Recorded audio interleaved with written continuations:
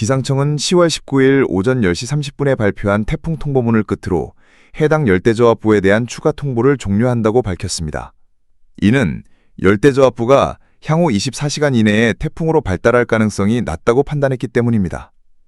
그러나 이 발표 이후 일부 시청자들 사이에서는 혼란이 일었습니다. 실제로 19일 글로벌 기상대가 공개한 영상에는 제12호 태풍 링링이 완전히 소멸한 것이 아니냐는 댓글이 이어지며 많은 이들이 상황을 혼동하는 모습을 보였습니다. 10월 20일 14시 기준으로 기상청은 현재 발효 중인 태풍 및 열대저압부 관련 특보는 없다고 다시 한번 강조했습니다. 같은 시각 일본 기상청 역시 활동 중인 열대 사이클론 정보가 없다고 발표하면서 사실상 공식적으로는 해당 열대저압부가 의미 있는 세력을 갖추지 못한 것으로 정리된 상황입니다.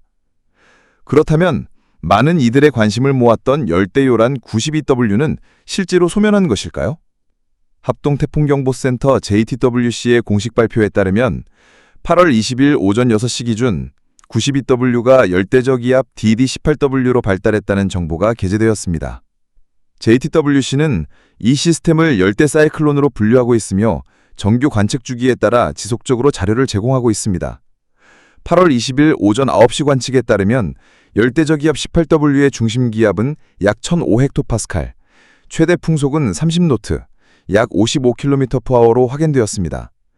같은 날 13시 10분에 촬영된 위성 영상에서는 남서쪽에서 불어오는 강한 윈드시어 영향으로 대류운이 중심의 북동쪽으로 치우쳐 있는 모습이 뚜렷하게 포착되었습니다.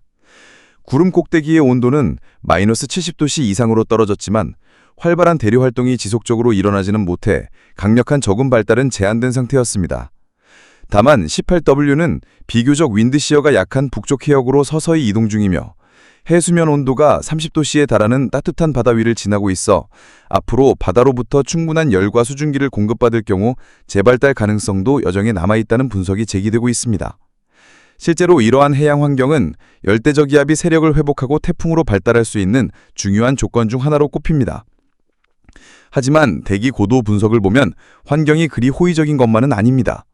8월 20일 정오 기준 700헥토파스칼에서 300헥토파스칼, 약 해발 3,900m 상층대기 분석에서는 서쪽에서 유입되는 건조한 공기가 대류운을 지속적으로 침식하고 있으며 남쪽에서도 건조한 공기가 흘러들어 대류 발달을 방해하고 있습니다.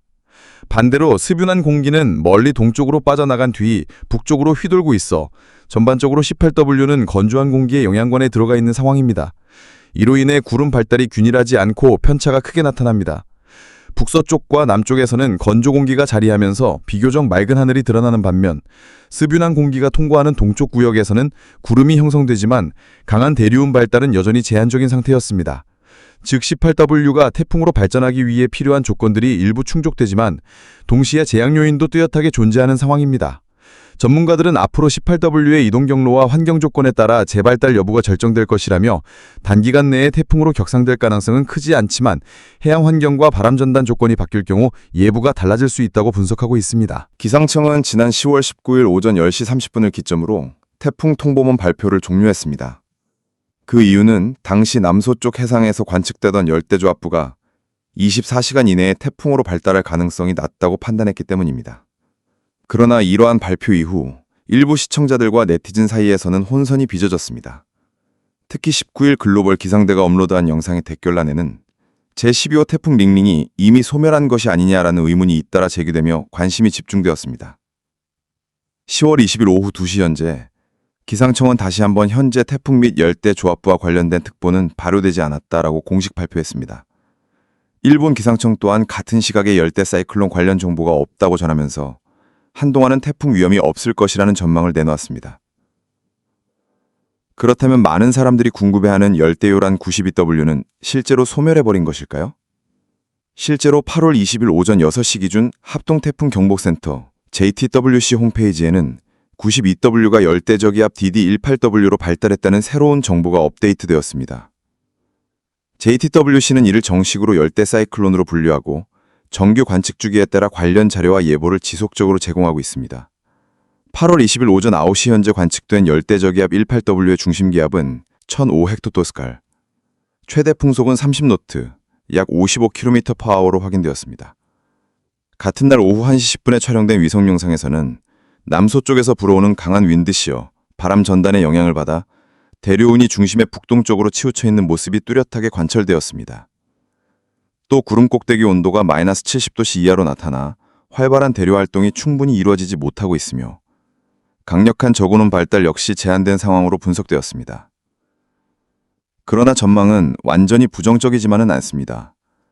현재 18W는 윈드시어가 비교적 약해지는 북쪽 해역으로 이동 중이며 수온이 30도씨에 달하는 따뜻한 바다 위를 지나고 있습니다.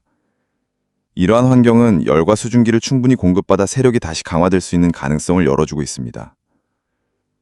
실제로 기상학자들은 북상하면서 18W가 점차 환경적인 이점을 얻고 있으며 재발달 가능성이 여전히 남아있다는 분석을 내놓고 있습니다.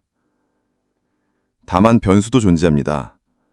8월 20일 낮 2시 700-300헥토파스칼, 약 3,900m 상공의 대기 상황을 살펴보면 전반적인 환경이 그리 호의적이지는 않은 것으로 드러났습니다. 서쪽에서는 건조한 공기가 유입되며 대류온을 약화시키고 있고 남쪽에서도 마찬가지로 건조한 공기가 흘러들어 대류 발달을 방해하고 있습니다.